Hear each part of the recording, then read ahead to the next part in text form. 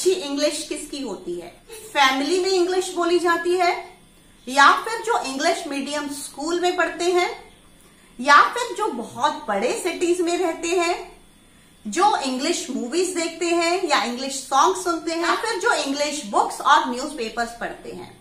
और अगर मैं कहूं कि I have been an English teacher for last 18 years but I didn't have any of these qualities, would you believe me? So hello everybody, welcome back. Actually में क्या है कि लोगों में ये एजम्पशन होता है, generally people feel like this कि अगर आपकी इंग्लिश अच्छी है तो या तो आपके घर में सब इंग्लिश बोलते हैं, या फिर आप इंग्लिश मीडियम स्कूल में पढ़े होते हैं, या फिर आप बहुत बड़े सिटी में रहकर बहुत ज्यादातर लोग इंग्लिश में ही बात करते हैं। तो but if you will come to know about me in detail, you will definitely believe that all these things are wrong। तो जहां तक फैमिली की बात आती है कि हमारी फैमिली में बहुत ज्यादा इंग्लिश बोली जाती थी, तो answer is no. Means I belong to a middle class family of a small town in Haryana. अगर हम कहें कि क्या मैं इंग्लिश मीडियम स्कूल से पढ़ी हुई हूँ, तो आंसर इज कि हमारा इंग्लिश मीडियम जो होता था वो सिर्फ इंग्लिश के पीरियड में ही होता था। मीन्स जितनी इंग्लिश हमें पढ़ाई जाती थी वो सिर्फ इंग्लिश के पीरियड में पढ़ाई जाती थी, उसके अलावा हमारे बाकी सब्जेक्ट्स हिंदी मीडियम में होते थे।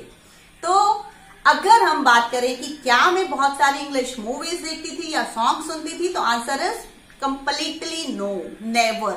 Means I don't enjoy watching English movies और लिसनिंग टू इंग्लिश सॉन्ग्स। तो क्या मैं इंग्लिश बुक्स और न्यूज़पेपर्स पढ़ती थी? तो यस, आंसर इज यस। तो इसका सिर्फ आंसर है यस। सारे हमने फैक्टर्स देखे जो आपको लगता है, जनरली लोगों को लगता है कि अच्छी इंग्लिश होने के लिए जरूरी है, but they are not in me at all. Then how did I improve my English? अब आपके माइंड में आ रहा होगा कि ना तो मेरी फैमिली में इंग्लिश स्पीकिंग एनवायरनमेंट था, ना मैं किसी बड़े सिटी में पैदा हुई, ना मैंने इंग्लिश मूवीज देखी, ना ही मैं इंग्लिश मीडियम स्कूल से पढ़ी। तो कैसे इम्प्रूव की मैंने अपनी English? So did I improve my English, and why did I improve my English? The reason is that first of all, the most important reason is that I had interest। बहुत ज्यादा interest था, बचपन से ही था। Interest के बाद मैंने बहुत प्रैक्टिस की। प्रैक्टिस कैसे की? मैंने दूसरों को ऑब्जर्व किया और उनको इमिटेट किया। So these 4 steps I followed for so many years, and after that, when I found that now I was able enough to communicate in English, I was able to speak with confidence, automatically those things stopped। So now let's see in detail कि actually में क्या था। Like since my childhood, I was very much interested in English as a subject। means सब subject से favourite जो subject था वो English था। उसके बाद क्या था, प्रैक्टिस कैसे करती थी मैं? प्रैक्टिस करने के लिए like I was for 5th standard, at that time suddenly I develop the habit कि जो चीज भी हिंदी में मेरे सामने आती थी, वो कोई बात कर रहा है या कहीं पर मुझे कुछ लिखा हुआ दिख रहा है, तो मैं क्या करती थी, I started translating those things in English. Means mind में मेरे ट्रांसलेशन चलता रहता था कि अगर ये हिंदी में है तो इसको इंग्लिश में कैसे बोलेंगे, अगर ये वर्ड हिंदी में है तो इसको इंग्लिश क्या, इसकी इंग्लिश क्या होगी। इवन अगर हम कहीं जा रहे हैं और रास्ते में दीवारों पर बहुत कुछ हिंदी में लिखा हुआ होता था, तो I would be translating all those things into English. तो this became a habit for so many years. I did like that, but after a time period automatically this habit stopped. अब ये हैबिट कब stop हो गई? When I found, means automatically मेरे mind ने ये चीज एक्सेप्ट कर ली कि अब मुझे आ गया है इंग्लिश में ट्रांसलेट करना, तो मुझे अब इसकी नीड नहीं है। तो automatically this thing stopped. This was one of the practice. Another thing was observation. I used to observe my English teachers a lot. Means thankfully I got such great good teachers that they used to teach in a very good manner, that whatever grammar I know till date, that is all because of the teachers। Means जो उन्होंने पढ़ाया था, अगर मेरे teachers ने मुझे किसी word का मीनिंग बताया था, कोई ग्रामर का रूल बताया था, तो I still remember that कि कौन से टीचर ने क्या सिखाया था।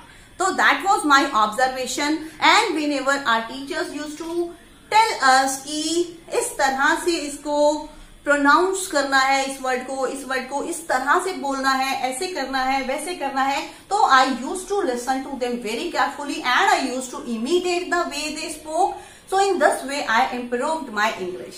So if you are also facing such problems, if you think कि हमारी फैमिली में इंग्लिश स्पीकिंग एनवायरनमेंट नहीं है, हमारे पेरेंट्स को इंग्लिश बोलनी नहीं आती, हम तो छोटे शहर में रहते हैं और फिर हम इंग्लिश मूवीज नहीं देखते या कुछ भी रीजन है और आपको वो रोकता है कि नहीं आप इंग्लिश इंप्रूव नहीं कर पाओगे, तो यू आर डेफिनेटली रॉन्ग. तो आपको अब एक्सेप्ट करना है कि कोई एक्सक्यूजेस, ये सब एक्सक्यूजेस हैं और कुछ भी नहीं है.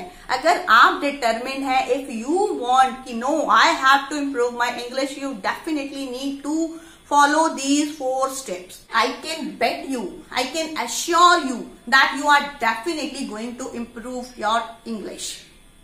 तो आपको क्या करना है, सबसे पहले आपको इंटरेस्ट अराउज करना है कि हाँ मुझे सीखना है कुछ, तो ऑब्वियसली इंटरेस्ट होगा तभी ही सीख पाएंगे. इंटरेस्ट के बाद आपको प्रैक्टिस करनी है.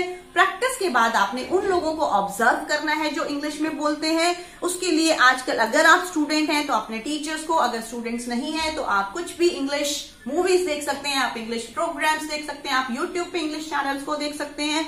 And then you have to try to imitate them कि how they are speaking, what are they speaking, and in that way you will definitely improve your English.